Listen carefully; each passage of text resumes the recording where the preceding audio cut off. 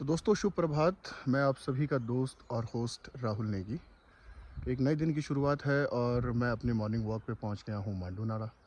बहुत खूबसूरत जगह है और यहां से कमरू नाग की पहाड़ियां पीछे दिखती हैं। जो बात कहनी है आपसे वो तो कहूँगा ही, लेकिन एक अपील भी है। आप हमारे वीडियोज़ को बहुत पसंद कर रहे हैं, उसके लिए आपका दिल की गहराइयों से धन्यवाद। लेकिन जब आप देख ही रहे हैं और आपको नोटिफिकेशन आ जानी चाहिए तो पेज को फॉलो ज़रूर कर दें। बहुत सारे लोग जो मेरी फेसबुक आईडी है उस पर फ्रेंड रिक्वेस्ट भेज रहे हैं, लेकिन दोस्तों आप सभी जानते हैं कि लिमिट है 5000 की।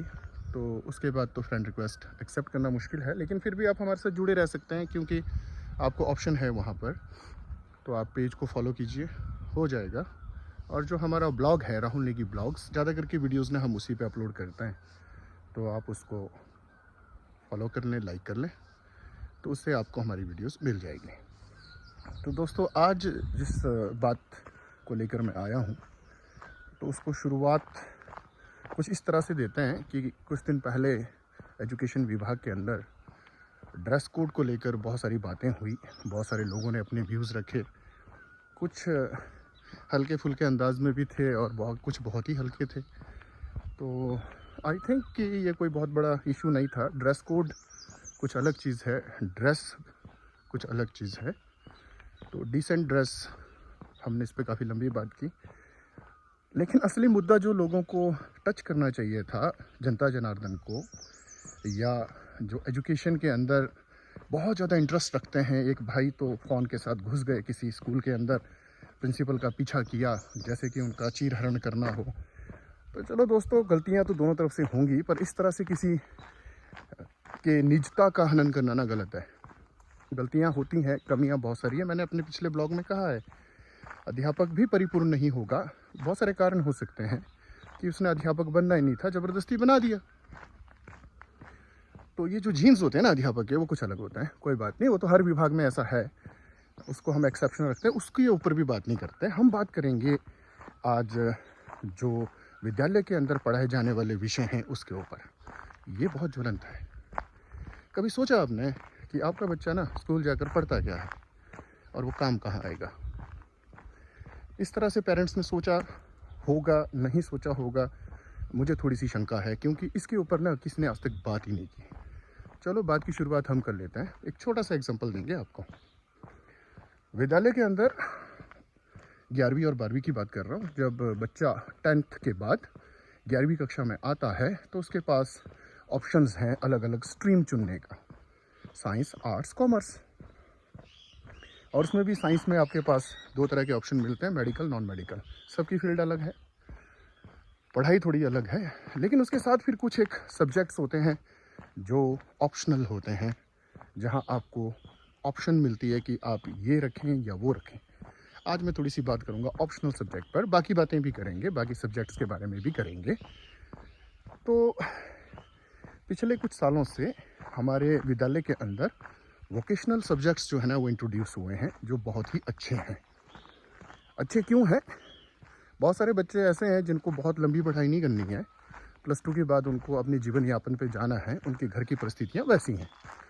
तो vocational subjects are very good, लेकिन इसका मतलब ये नहीं है कि बाकी जो सब्जेक्ट हैं उनकी वैल्यू जो है वो कम हो जाएगी या कम हो जाती है। नहीं, हर सब्जेक्ट की अपनी वैल्यू है। जिन लोगों ने ये सब्जेक्ट्स बनाए हैं या ये करिकुलम विद्यालय के अंदर दिया है, तो उन्होंने कुछ सोच समझ कर ही किया होगा। मेरी बात है कि जब आप किसी विद्यालय को ये वोकेशनल सब्जेक्ट्स देते हैं तो क्या आप थोड़ा सा फीडबैक लेते हैं? नहीं लेते, समय नहीं है आपके पास। अरे कॉन्वेंट विद्यालय से पढ़े हुए इसी के अंदर बैठे हुए अधिकारी क्या समझेंगे कि इन सरकारी स्कूल के अंदर जो करिकुलम आप दे रहे हैं उसका क्या इम्पैक्ट पड़ेगा? छोटा सा एग्जांपल, माफ़ कीजिएगा मेरी जो लैंग्वेज है वो कई बार थोड़ी सी हार्श हो जाती है, ये सबके लिए नहीं है, लेकिन जो अधिकारी बैठे हैं ऐसी जगह पर जो डिसीज़न बनाते हैं बच्चों के करियर का, उनको इसके ऊपर काफ़ी अच्छा होमवर्क कर लेना चाहिए। तो दोस्तों, वोकेशनल सब्जेक्ट्स बहुत सारे हैं, उन्हीं में से एक सब्जेक्ट की बात करूंगा। वैसे तो सभी के बारे में बात करेंगे आहिस्ता आहिस्ता, लेकिन एक के बारे में मैं बात करना चाहूँगा जिसको हम कहते हैं ITES, information technology enabled services. ये बिल्कुल सेम होता है कंप्यूटर साइंस जो हमारा विषय पहले से चल रहा है।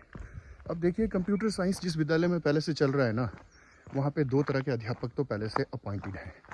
एक जो सबसे पहले लगे थे और आज तक जिनका बुरा हाल हुआ है एजुकेशन विभाग ने, जिनको हमेशा पराया समझा है, वो है हमारे आउटसोर्स पे लगे हुए कंप्यूटर टीचर्स। आजकल इनको सीनियर फैकल्टी और जूनियर फैकल्टी के नाम से जाना जाता है। हमारे बहुत सारे मित्र उसके अंदर हैं। 25 साल से ऊपर का अरसा हो गया है, इनकी किसी ने सुध नहीं ली। कोई बात नहीं, उनकी लड़ाई थोड़ी कम रहेगी होगी, धीमी रहेगी होगी, बहुत सारे कारण होते हैं। तो दूसरे वहाँ पर लेक्चरर होते हैं जिनको लेक्चरर इन कंप्यूटर साइंस कहते हैं, और इनकी भर्ती हुई थी किसी समय पे, उसके बाद फिर कभी नहीं हुई। और ये 2 तरह के तो हो गए वहाँ पर टीचर पहले से ही। अब जहाँ पर ये लेक्चरर्स हैं और वोकेशनल एजुकेशन के अंदर जो इनेबल्ड सर्विसेज हैं IT, तो वो भी ना यही काम करता है। अब देखिए विडंबना क्या है। विडंबना ये है कि एक तरफ तो है आपका कंप्यूटर साइंस जिस पे आपको पैसे देने बच्चों को और फीस पे करनी है, और दूसरी तरफ आ गया आपका ITS जिसमें आपको कोई फ़ीस नहीं लगनी है, और साथ में आपको साल में एक बार विज़िट भी मिलेगा, भ्रमण भी मिलेगा उसी सब्जेक्ट से रिलेटेड, जो कि बहुत ज़रूरी है। हर एक विषय को अपना भ्रमण मिलना चाहिए, लेकिन बाकियों को नहीं मिलता। आप लिख लिख के थक जाओगे, डिपार्टमेंट को कभी समझा नहीं पाओगे। आपको कभी भी बच्चों को भ्रमण पे नहीं ले जाना पड़ेगा। हिस्ट्री के बच्चे ने कभी अपनी राजधानी नहीं देखी होती है। ज्योग्राफी के बच्चे ने कभी पहाड़ नहीं देखा होता है, मैदान वालों ने, और पहाड़ी लोगों ने कभी मैदान या समुद्र नहीं देखा होता है। लेकिन आप इमेजिन करते रहिए, पढ़ाई वैसे ही चलेगी, उनको कभी भ्रमण नहीं मिलेगा। इसको भी साइड में रखिए। अब ज़रा सोचिए, एक तरफ आपको फ़ीस देनी है और फीस कलेक्ट भी कौन करेगा? अध्यापक करेगा। और एक लेक्चरर आपने रखा है कंप्यूटर साइंस का जिसको गवर्नमेंट पे कर रही है, और वो लेक्चरर है, उसको भी वो फीस जमा करनी है उन्हीं बच्चों से लेकर। और दूसरी तरफ ITS है जहाँ पे फ्री पे है, और जब बच्चा 18 साल का हो जाएगा, माफ़ कीजिएगा 18 या 16 साल के बाद, उसको वजीफ़ा भी लगना है 1000 रुपीज़ का। अरे यार, क्या पॉलिसी है ये? एक ही स्कूल में आप 2 तरह की पढ़ाई कराओगे, एक फ्री और एक पैसे वाली, तो बच्चा क्यों लेगा उसमें एडमिशन? मजाक है, बहुत बड़ा मजाक है। और ऐसा हुआ है, बहुत सारे स्कूलों के अंदर हुआ है, मैं नाम नहीं लूँगा, लेकिन ऐसा हुआ है। अब दोस्तों, बहुत सारे जो विषय हैं ना, समय के साथ साथ उनको फाइन टोन करने की बड़ी भारी ज़रूरत है। विषय कुछ ऐसे हो कि बच्चा जब निकले पढ़ाई करके तो यार कुछ तो अर्निंग कर ले। अब बहुत हो गई ये, मैं नाम नहीं लेना चाहूँगा ना, हमारे बहुत सारे अध्यापक लेक्चरर्स नाराज़ हो जाएंगे। हालांकि मेरा विषय भी है उसमें, ज्योग्राफी में ऑप्शनल है, तो ज्ञान सही है, टेस्ट की तैयारी के लिए सही है, पर एज ए कैरियर उसको ऑप्ट करना है, तो अगर पीछे से 100 बच्चे चलेंगे ना, उनमें से एक को मिलेगी जगह। कारण है क्योंकि जगह ही नहीं है ऊपर। तो वैसी बात हिस्ट्री, पॉलिटिकल साइंस, एक पत्थर पढ़ो 3-3 हज़ार बच्चे निकल जाएंगे कमीशन फाइट करके भी, जो बैठे हुए घर पे। तो अब समय आ गया वोकेशनल की तरफ जाने का। प्लस जिन बच्चों को बहुत ज़्यादा स्टडी नहीं करनी है, हायर एजुकेशन में नहीं जाना है, रिसर्च नहीं करना है, उनको रोजी रोटी चाहिए, घर की परिस्थिति ऐसी है, तो यार समय से उनको वैसा विषय दीजिए, वो वोकेशनल है। और वोकेशनल सब्जेक्ट ना बहुत ज़रूरी हो जाते हैं अब आज के दिन में।